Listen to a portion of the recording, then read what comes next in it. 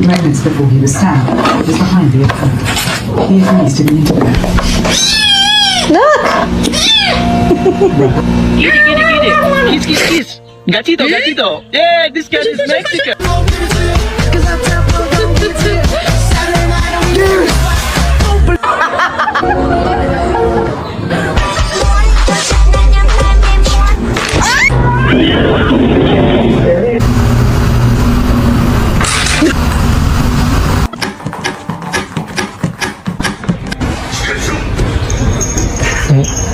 Should I get it off?